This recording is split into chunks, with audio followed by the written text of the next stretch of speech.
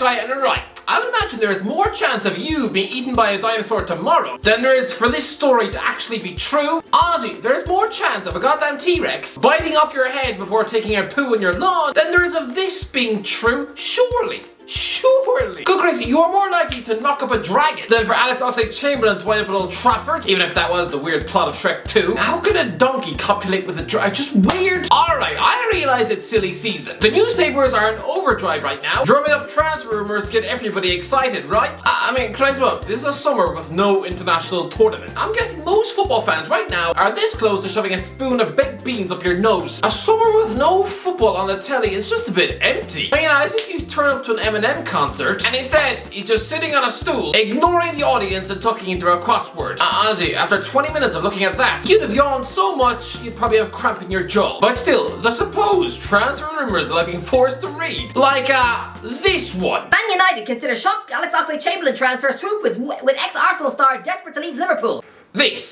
This is all over the internet. I'm sorry. Do they think we have the brain power of a Twix melting in the sun? I mean, am I supposed to buy this? The Manchester United are actually trying to sign a piece of Liverpool rubbish? Does nobody realize these clubs are notorious arch rivals? I mean, this would be like Luke Skywalker asking to borrow Darth Vader's roll of used toilet paper. I mean, you're not gonna find Sherlock Holmes begging Moriarty to let him drink a cup of his piss. I know Man United are in a tricky spot, but do you really think they've just agreed to spoon feed their dignity to the cat? I mean, this surely cannot be true. Even if the Liverpool hierarchy prove this by showing a Man United transfer bid by email, then even then I'll just assume that Richard Arnold's laptop has been hacked by his kids. 5 lads trying at 150,000 subscribers as soon as possible. Squeaking there. So listen, if you can slap the big fat red button, you'd be an absolute bona fide legend. Anyway, slap that subscribe button, back into the video. I mean, this particular article was scribbled up by Gary Stonehouse. Okay, don't know too much about him. Let's look at some of his other earth-shattering journalism this week. Alright, here's a story about how Shakira tried to get back with Jared Piqué and, oh yeah, Conor McGregor asked Kylie Minogue for a photograph. Is that it? Don't think you're gonna win the Pulitzer Prize with that. Alex Oxlade-Chamberlain is apparently a £10 million transfer target for Man United. I mean, is this true? This can't be true. Because as far as football transfers go, this one is wildly inappropriate. It shows a complete lack of understanding of football history. Liverpool and Man United don't sell each other players. So this would be like writing up that the Queen is going to marry her son.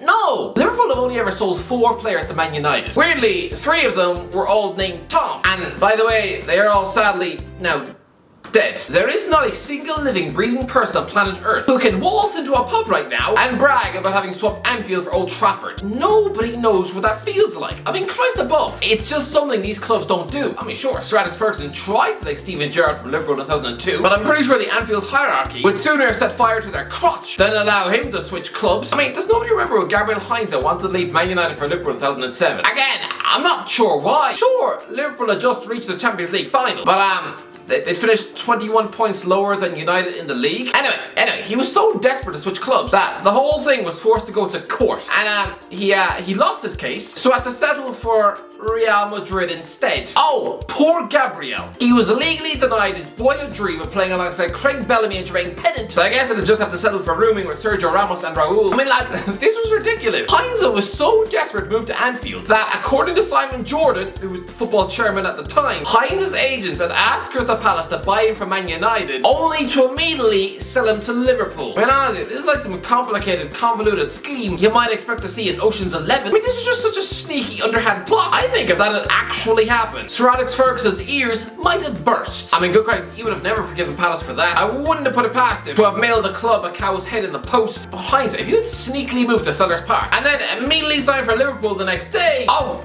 you'd be spending the rest of your life living in fear. I mean, honestly, he could be 57 and on a second honeymoon to Greece, but if he's waiting in the airport and sees a group of Man United fans on a stag, oh, you just know he's getting Coke bottles thrown at his face. And so Oxlade-Chamberlain, no, it's not gonna happen. But let's just pretend for a second that I'm wrong. And maybe, weirdly, there is some truth in this story. Maybe Eric Ten Hag likes Chamberlain and wants to fit him into his Manchester United midfield. If that is the case, then if I'm on the Old Trafford board and the new manager is demanding to go and sign this guy, I would consider phoning the police. You know, but like if someone stands up in a pub and asks everyone if they know anywhere where we can buy a gun for his 12-year-old son, yeah, you're immediately going to want to alert somebody. But if you were Liverpool, would you sell Chamberlain to Man United? On the face of it, you would immediately spit blood out your mouth at the very thought, right? I mean, it's like contemplating whether or not to share your lunch with that schoolyard bully who you hate. You know, the one who used to flush your head down the toilet and throw bricks at your house. But no, because using that analogy, no, nobody is asking you to give him a slice of pizza or your cup of ice cream. No, instead, it's like him asking you to eat your Toblerone that's covered in snot. You know, the chunk of chocolate who that morning you had dipped in toilet water. Liverpool fans, just think about it. Manchester United half-heartedly bid for Darwin Núñez. If he winds up at Anfield as your big summer signing, and you watch your most hated rivals unveil your bench warmer at Old Trafford, pleading with the fans to get excited about that, I mean, would that not make your summer?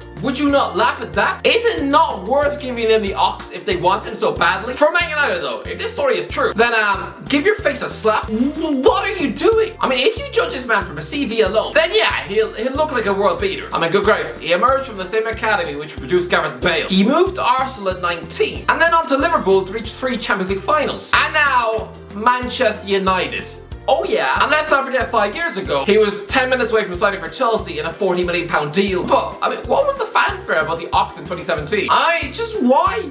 Arsenal were prepared to double his wages to £180,000 a week. I mean, he currently earns 20 grand more a week than Sadio Mane. 120k every week for growing stale in the attic. Oh yeah, and he's got more England caps than Michael Carrick, Robbie Fowler and Jamie Vardy. He's represented England nearly 20 times more than Scott Parker or Andy Cole. Andy Cole!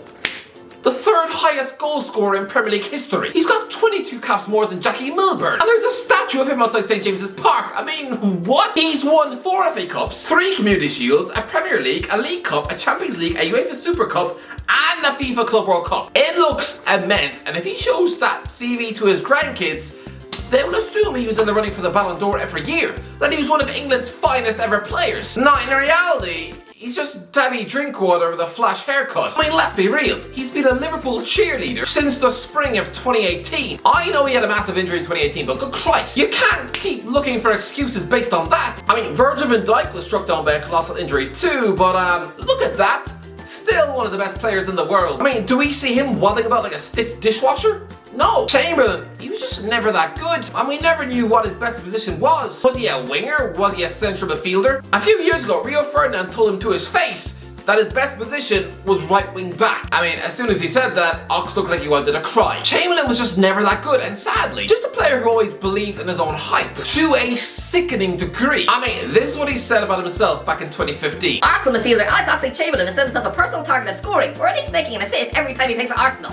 I'm sorry, scoring or assisting in every match? I mean, did he think he was Leo Messi or Ronaldo? In reality, his Premier League stats are this: 226 games played, 19 goals, 28 assists. I mean, he's had nearly 11,000 minutes on a Premier League pitch, and he's still got less goals in this division than Julian Lescott. What is the point of signing Chamberlain? Would this really be worth it? Worth having your pride fed to a sheep? Honestly, Liverpool fans wouldn't be able to stop laughing. But surely it's a non-story. It has to be. I refuse to believe this is real. I mean, this guy was a wonder kid 10 years ago, yes. But honestly, it's been a decade of flattering to deceive. And instead of listening to constructive criticism, this is a man who utterly hates that. Alex Oxlade-Chamberlain ability questioned by Thierry Henry. I still don't know what he's good at. Alex Oxlade-Chamberlain hits out at Thierry Henry's stupid comments. Yeah, the king of Highbury tries to give the man some constructive advice, and Chamberlain instead petulantly pouts. Listen, this guy, he's a decent mid-table footballer, and I think he should move to West Ham. I mean, why not? A midfield spot opened up there now that Mark Noble's left the club. And honestly,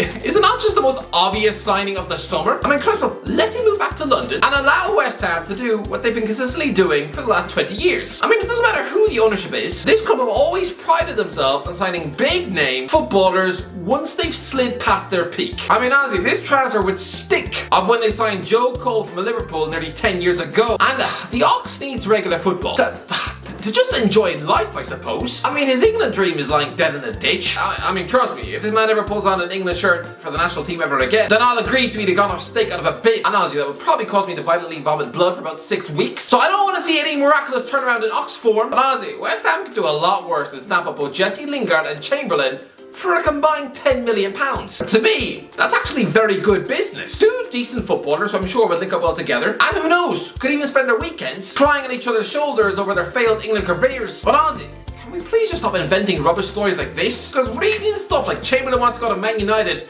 it almost insults our intelligence. It's never gonna happen. Anyway, that's what do you think? Let me know in the comments section below. What do you think about this insane story? If you enjoyed the video, don't forget to like, subscribe as always. I'll talk to you in a while.